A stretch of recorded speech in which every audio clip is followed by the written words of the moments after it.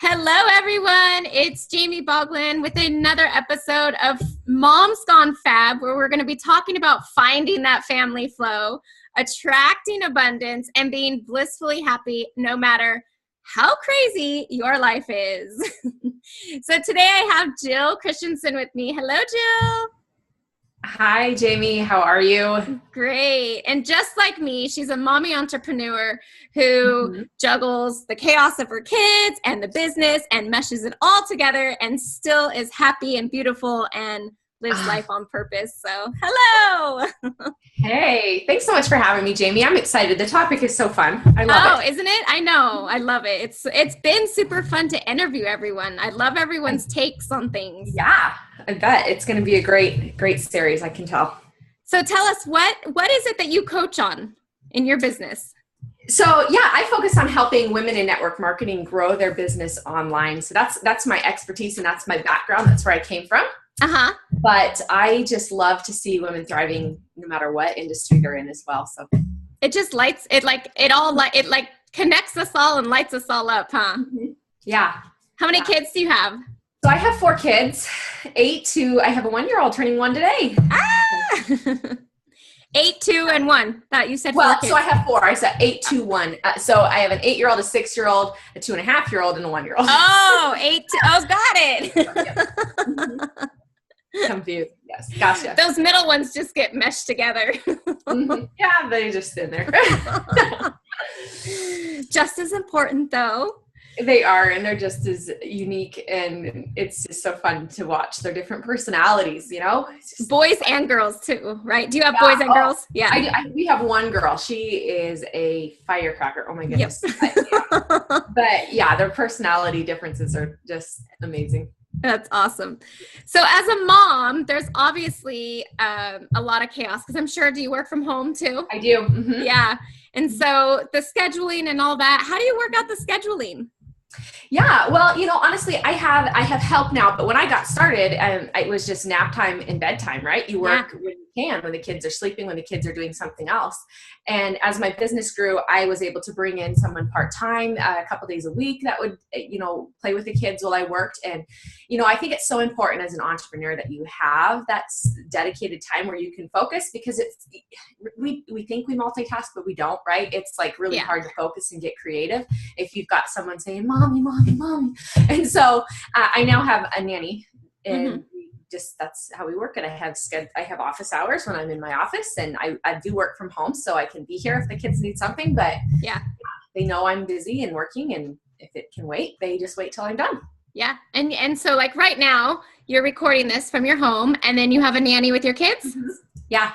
That's awesome. Because I know sometimes I'll walk away from the kids and I'm like, oh, I hope they're okay. Or, and so it's awesome to know that somebody is watching over them. Mm-hmm. And like you said, multitasking doesn't work.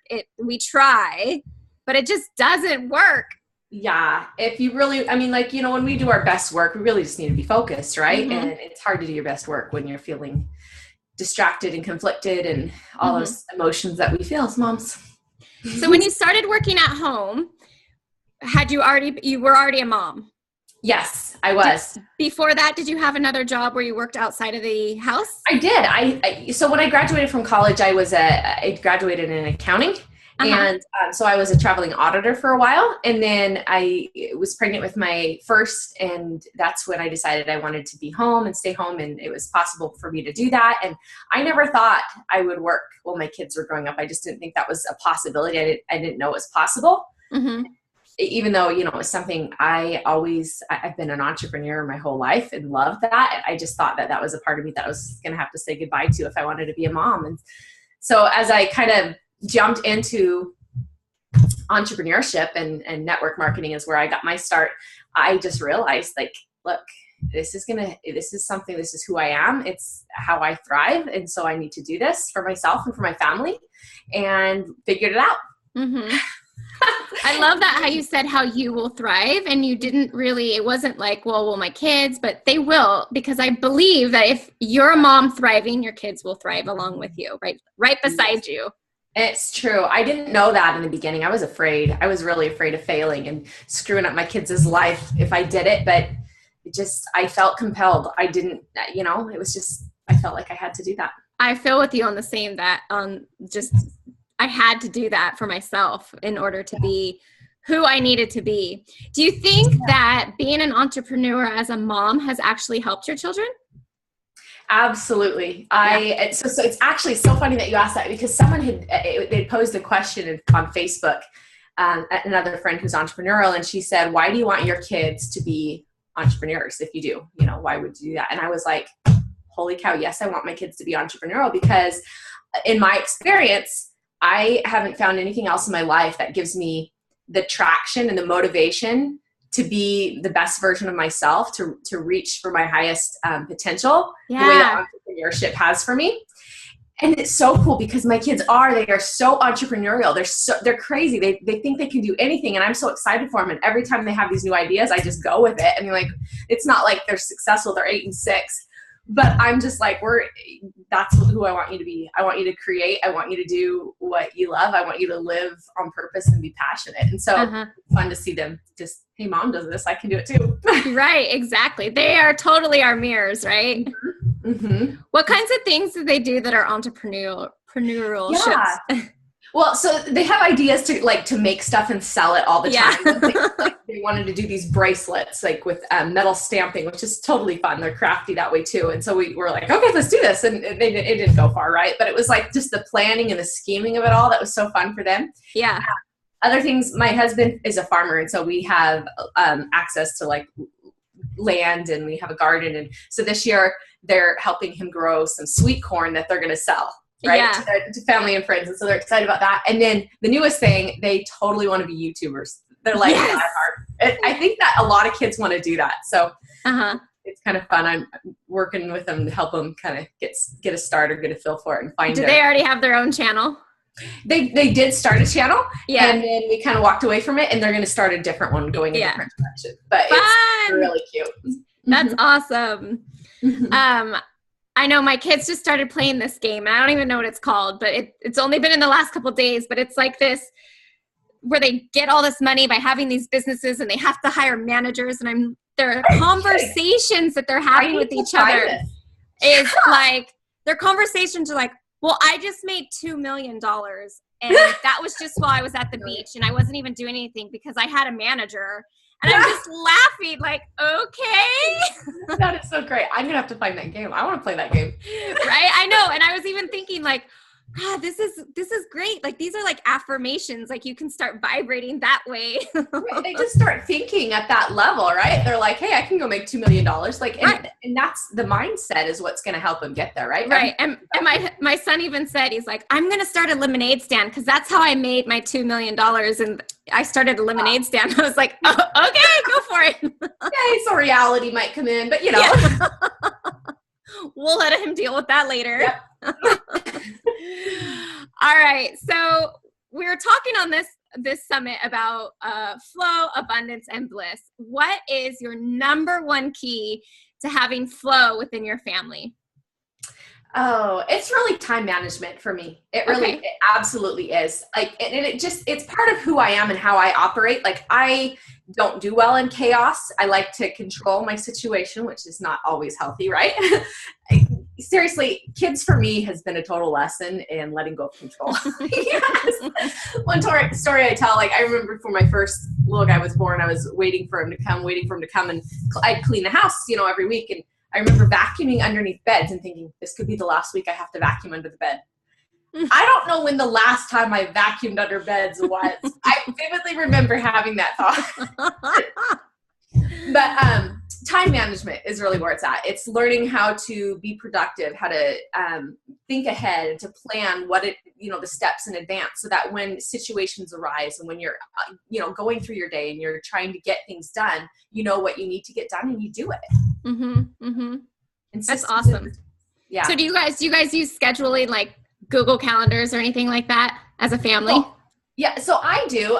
My husband's really fly by the seat of his pants. He's a farmer. I know. I mean, like, he does great. Like, it requires a high level of attention to detail and management to operate a farm on the scale he does. But as far as like our family life, no. Yeah. And I have to like, if I want him to be someplace at a certain time, I'll start texting him like 2 hours in advance. Remember, we have this. Okay. In an hour we have this. So I'm the one who does that, but that's, I can do it. It sounds tedious, but you're the Google reminder in the family. Exactly. That's awesome. I know my husband's the same way. I'm like, okay, can we just sync our calendars somehow? Yeah. He's like, well, it's in my work calendar. So, do you think though, creating that flow so that you don't have to be so reactive and chaos all the time has created more abundance that you've been able to attract more abundance in your life? I mean, you have a successful life. Yeah. As far as like attraction and the law of attraction, I think that where you feel peace is when that happens. And so for me, then absolutely yes, because I feel peace when I feel like I have a certain level of management control. I'll use the word again. I don't know what's a good word. Even though you let that go a long time ago. Yeah, right. When you have a certain level of control, for me, it brings peace, and that's to me what attracts abundance. There's also an element of being intentional that I think is super important with that. And when I manage my life like that, and I'm intentional about the things that matter to me, I'm very philosophical, I guess. Not everybody thinks the way I do, so I get that. But I think a lot about what matters to me. What are my priorities? What do I really want? Like those thoughts happen to me a lot, or I go through my head a lot, and I process those. And part of it really for me is just thinking, okay, if I want that to happen, then I need to do this. And then you know what I mean? That's what creates the abundance for me, is being intentional about what I want and making it happen. I love that answer. So being intentional, but I love that you think about what matters to me every single day. You're not just going with it and having like life happen. You're actually being like, wait, whoa, let me think about this. And then going from there. So beautiful. Yeah, I don't know. It might be the curse of the introvert, but it's also the gift. So I'm an introvert by nature, and I think a lot. I'm in my head a lot. And if I'm not happy with something, I know I'm thinking about it. Right. Yeah.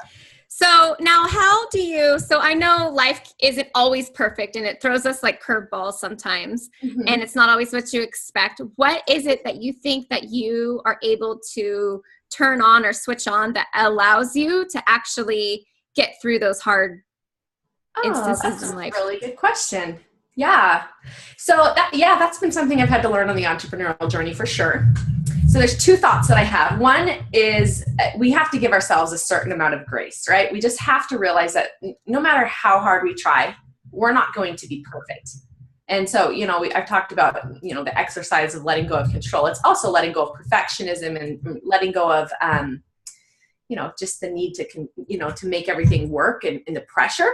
And that is you just have to let it go sometimes and give yourself some grace and just say, hey, I'm doing the best I can. And today kids happened and my 2-year-old didn't want to cooperate, and we're okay with that. We're just going to go forward. And you have to trust the process and keep going. Otherwise you're going to quit and give up. And that's when you fail. You don't fail. Right. Yeah. But if you have that intention of what do I really want, you'll at least keep moving forward to that goal. Yes. Yeah. Yeah. I like the way you put that. That's good. Cool. So as an entrepreneur, what is the one lesson that you think you've learned that you can carry into all your aspects of life? Oh, that's a hard one too. Sorry, I should have prepared you. No, it's all They're good. Just coming to me. These are such good questions. So what does it carry into all aspects of my life? Really, it's just, to me, it's not productivity. That's not the word. It's like that I can do anything, that I can handle anything, that everything's a lesson and an opportunity to grow. And no matter what happens in life, like, you can just take it and roll with it and learn from it and keep going, keep growing, and keep progressing as an individual. I think that's probably the biggest life lesson. Yeah. For me.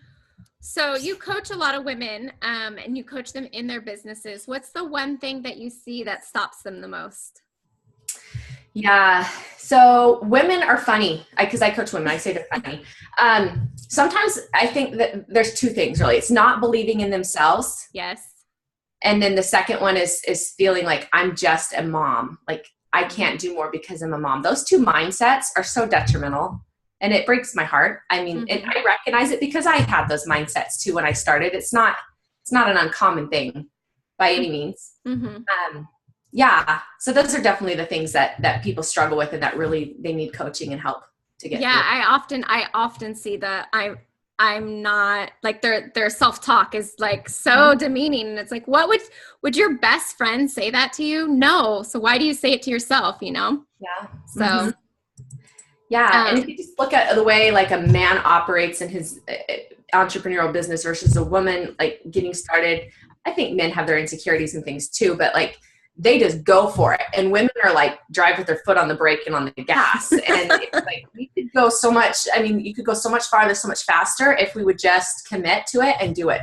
Just drive with one foot on the gas. Just like a man. Yep. Not gas and brake. Yeah. That's the old lady style. I love these visuals. I'm super visual. Can you tell? Okay. Yeah, good. Awesome. Well, where can our listeners find you? Yeah. So if you want to find me, you can head over to, you can find me on Facebook. That's a fun way to interact. I like that. And then also you can check out my website, JillChriste.com. And on there, I actually have a free time management system that you can opt in and receive. You just put your name and email in there and get my time management system that'll help you. And there's also some videos and things to teach you some life hacks for mom entrepreneurs. Cool. I know. I love the time management system thing. I'm gonna have to check it out because I think that's a huge one for everyone. It's just figuring out how to get that into your family and just making it go. So yeah. Awesome. Okay. Thanks, Jill. Thank you so much, Jamie. It's been a pleasure. Looking forward to seeing how everything unfolds for you in the summit. Thank you.